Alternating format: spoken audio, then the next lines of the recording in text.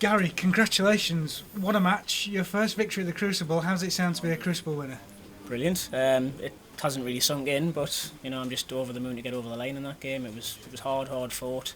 Not a lot of quality, to be honest, but it was absolutely draining. But I tried my best just to get over the line. It wasn't snooker. I don't know what it was, but it was me getting a 10, and that was the main thing. Can I say what kind of reserves did you have to go to in order to get that? I just told myself just try 100% on every single shot. I mean, you do anyway, but sometimes when you're in such a long, grueling game, you might play a safety that you think it's easy enough, and you give sort of 70-80%, and then all of a sudden you've left one over the hole and it's game over. So I just thought, whatever I do, don't come away from this thinking there was one shot where I didn't give it absolutely everything, So that's all I did. And you've been part of a little bit of Crucible history tonight. The longest ever frame played here, 79 minutes, that final frame. How hard was it to keep that concentration and to keep that focus? Was it the longest ever decider, or actually the longest ever frame at the Crucible? Longest frame. Was it? All right, yeah. I didn't know that.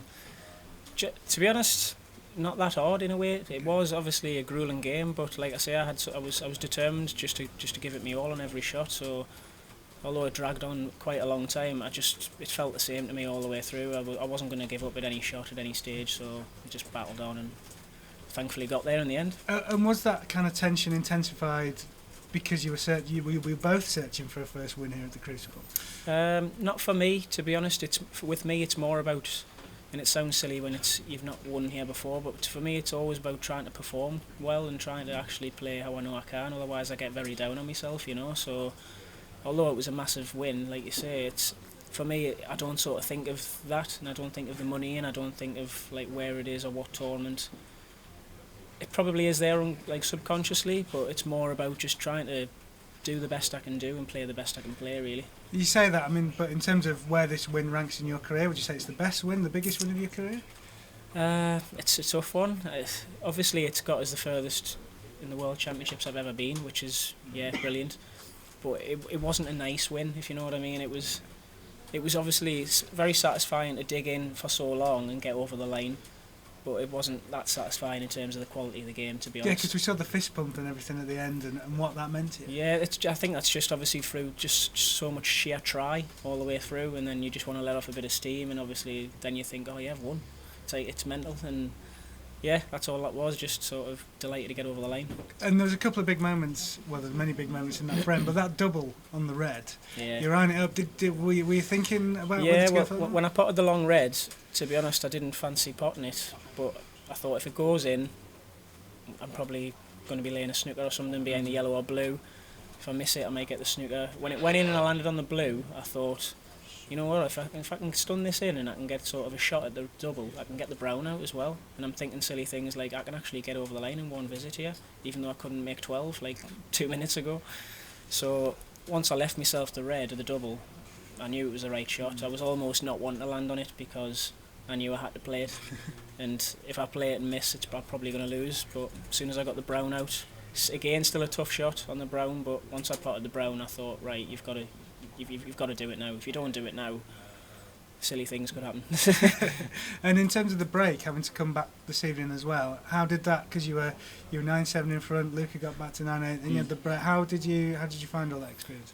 I wasn't too bothered. Obviously, I want to just get on with it. Yeah. Same as Luca, probably. I want to just get on with it and get it over with. But I had a feeling. I could see Paul Collier twitching at the gloves, trying to get them off. I thought, we're getting taken off here, and like I say, all you want to do is just get on with it at that point. But it is what it is. You know what the times are. You know what the session is next. So yeah, you just get on with it, really. And in terms of, I know in the qualifier you said you were so determined to get back here to sort of prove to yourself that you belonged here, and having pushed Ronnie in your first visit here. So what does this win and what does this victory now, prove to yourself? Overall, in my own head, I know if I play my game, I deserve to be doing quite well. I'm struggling to play my game quite a lot. So it's obviously something I've got to work on. I'm struggling to play how I know I can quite a lot, but I know I'm a very, very good battler and I can grind through results at times. So Not a lot really, other than, like I say, just trying to improve, trying to make sure I can play my game and put up a good fight against people, you know. And it could be Mark Selby or Zhao Jingtong next. You talk about grinding away. That might be something you're going to have to do if it is Mark. Yeah, well, he's renowned as being the best for that, pretty much, isn't he? So, yeah, I'd obviously rather not have that kind of game again. I want to be potting good balls and scoring like I know I can, and playing real quality snooker, you know. So hopefully I can do a bit more of that in the next round and see what happens. What would it mean to face a three-time former winner here at the Crucible? We've play all these players quite a lot on the tour now, you know, so obviously it's a big occasion at the Crucible, but they all are, you know. Whoever you play, you've got to beat them, so it's not going to mean anything too different playing Selby if he does get through. So yeah, just treat it as another game, and like I say, as long as I can hopefully play somewhere towards what I'm capable of, then it should hopefully be a good game. And what do you think this will mean for snooker back in the North East as well? How much of a boost will they give it as well? I have no idea. Absolutely no idea. Hopefully it's a great thing, you know. Snooker's starting to go on the up again, I think, in our local area especially anyway, and I'm hearing from other people, there's clubs where more and more people are starting to turn up again, there's waiting lists again and things like that, so I think it is getting better in general anyway, but for the North East, hopefully it's a great thing, and yeah, I'm proud to obviously be flying the flag a little bit.